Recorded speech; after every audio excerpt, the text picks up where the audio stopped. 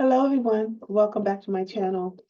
I am following up my recent post on the video that we saw of Sean P. Diddy, Puffy Combs, assault of Cassie Ventura. And this is my second video on that. And I'm using that as a benchmark and I guess kind of a leaping board to take a look at what I call the secret society of Hollywood. And what I mean by secret society of Hollywood, you probably already know something about, gather, think, or believe. It's almost to me. So this is just my words, it's my opinion, which I believe is very strongly factual, I'll say. But my words, I'll put it that way.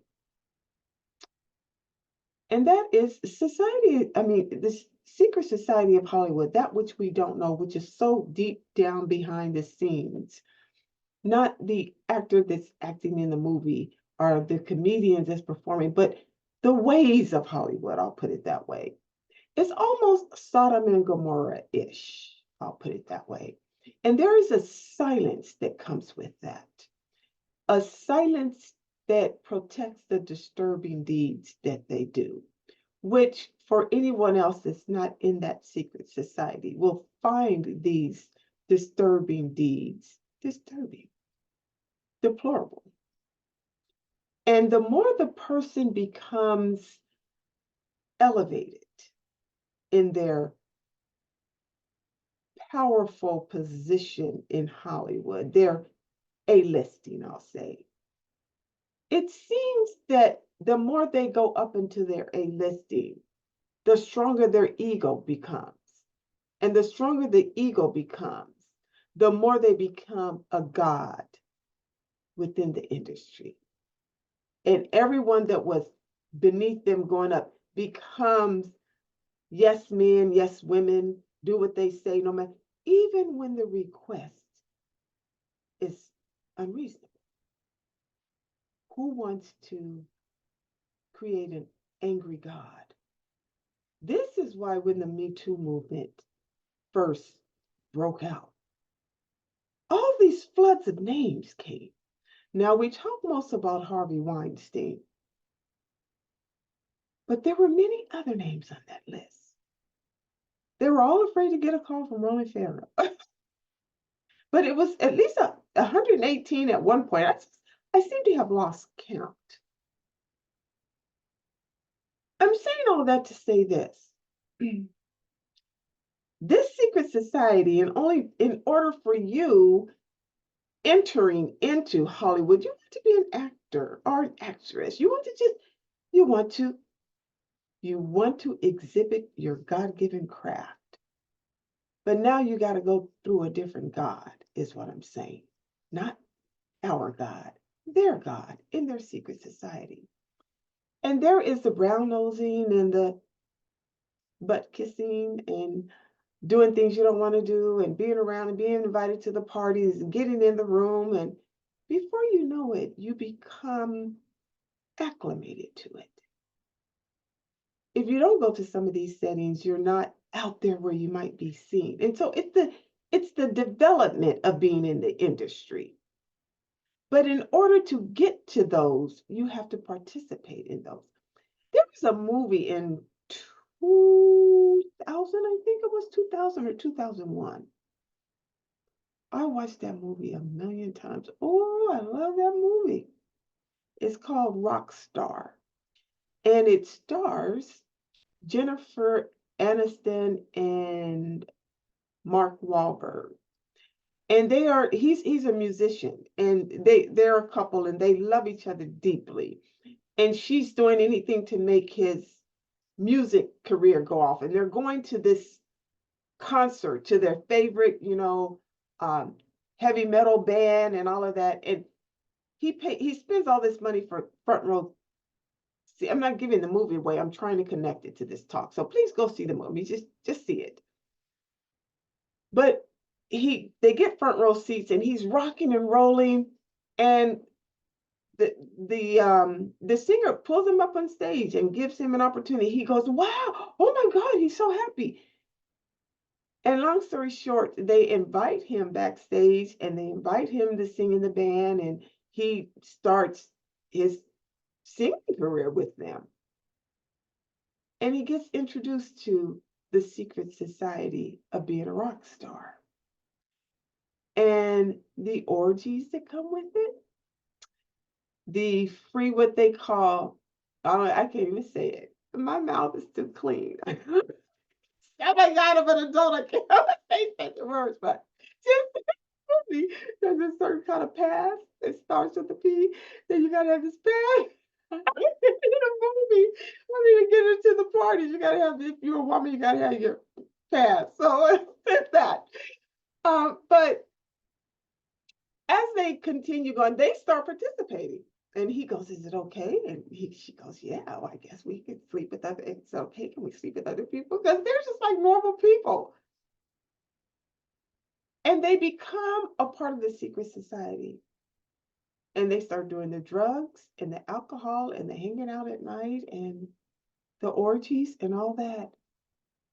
And it gets to the point where it ruins their relationship.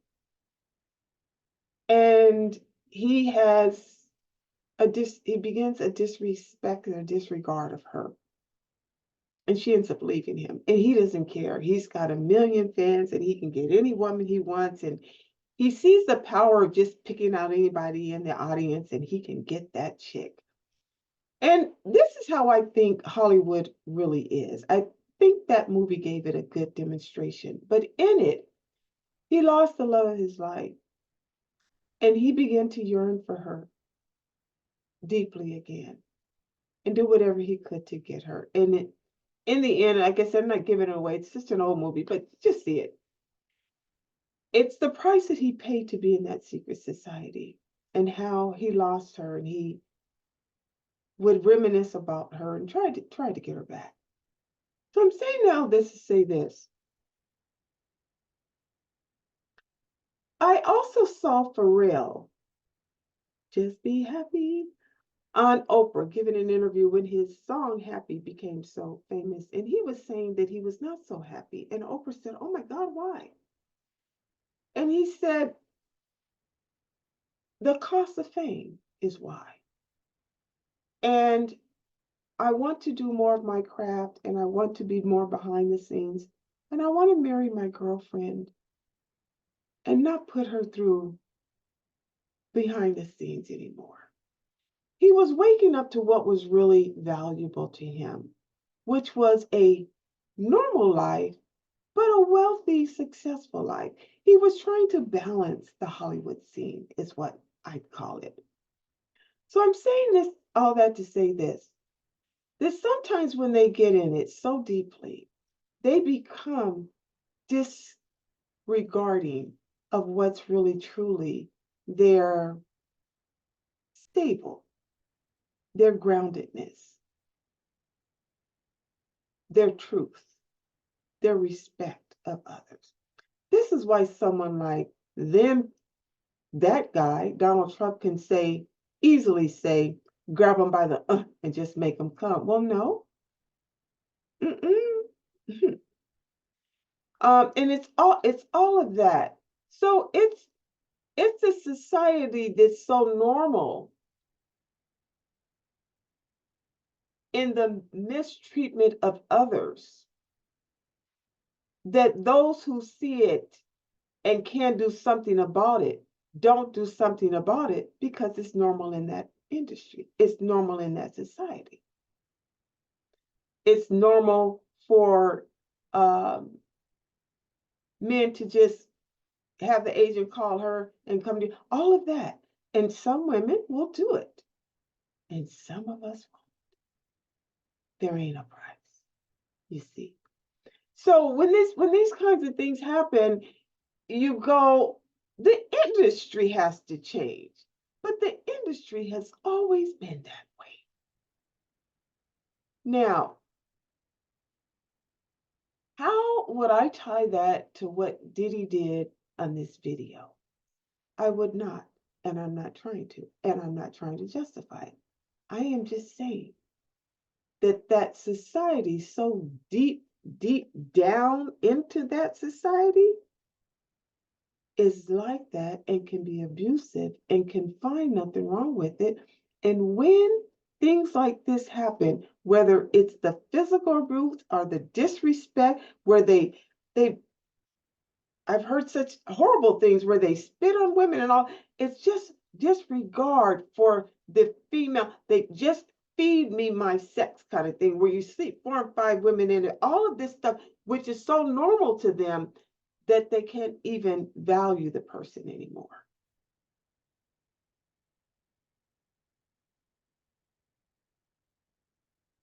And to that, I'll say this. I don't care how powerful and successful you get. Men or women. Women do it. Women too. Women too. There's a lot of women that stand by. To me, that's the worst. Because a woman who stands by and says nothing and because she wants to keep her clients happy, you don't deserve your girl card, because that could have been your sister, your daughter, your niece, and you turn the other. You don't deserve it.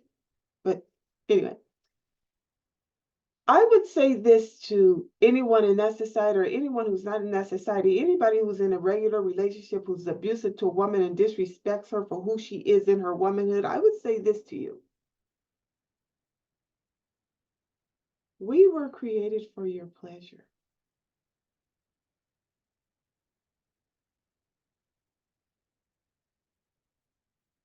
We were created for your pleasure.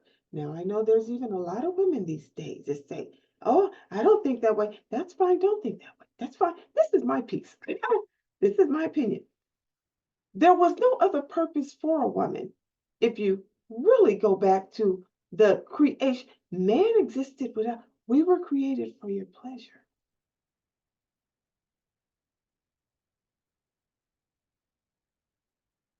for your loneliness, for your love, for your soul, for your sexual appetite. So when you abuse that, abuse, abnormal use, that's what abuse is. Abnormal use, that's what abuse is. When you abuse that by default, you disrespect your own self by then disrespecting the person that was created for you, and there's a boomerang effect. There's no way, there's no other way of saying it. It will come back to you. It's almost like karma.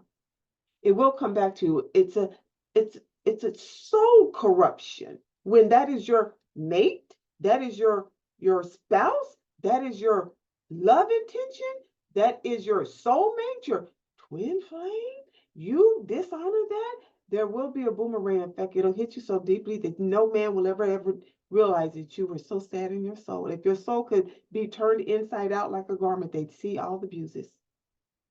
That's why. That's how it comes back to you. Now, I know that sounds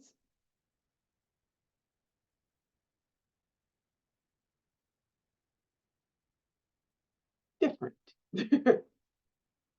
People don't want to look at it so distinctly, but it's the truth of the matter. And we haven't taken time societally to speak the truth of the matter. We think it, we dream it, we have a drink about it.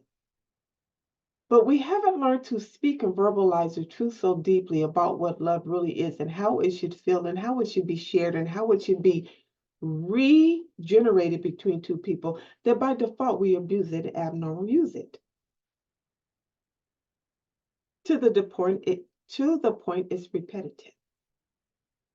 And that's why there's often lopsided, imbalanced relationships, poor relationships, um, you know, retro where you go back and then you go out, and all of that.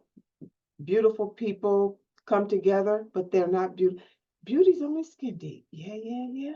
Okay, so it's all of that. But I would say this now, this is certainly my opinion. I've always felt that men's club, let's say gentlemen's club was kind of a special, fun thing men do every now and then, you know? It's not something you always do. When it became regulated and normal, where the pole dancer became the side chick and the side chick got comfortable being called in the house with the wife, when it became that, that's when things started getting really corrupt. And you start losing just people in general. Now, it doesn't matter what side of the equation you're on. You start losing the compass of your comfort zone for the love you desired in the first place. I recently did a video about Michael B. Jordan saying that he's lonely. And I said, I do believe that there is a sense of male loneliness now. Because what men are most looking for now again is a woman that completely is what I call sufficient for their soul. But that part of hanging out at gentlemen's clubs and devaluing women and all of that has lessened, lowered the standard by which you find the woman to begin with. That's why you can't find her, is what I'm saying. So all of this Hollywood secret society and the way you treat women and the way you devalue women and the way you think women are love rotation and all of that stuff, this is complete nonsense. And until we get over that, we're going to continue to have what I call a humanity collapse happening right before us, truth be told. And if anything else, learn to tell your truth in such a way that people can hear and understand you like they never did before. Okay? And I love you. Hope you have a good evening. If you've gotten this far, please click like, post a positive comment. And if you haven't subscribed, I wonder why not. Click subscribe, and I'll see you next time. Bye.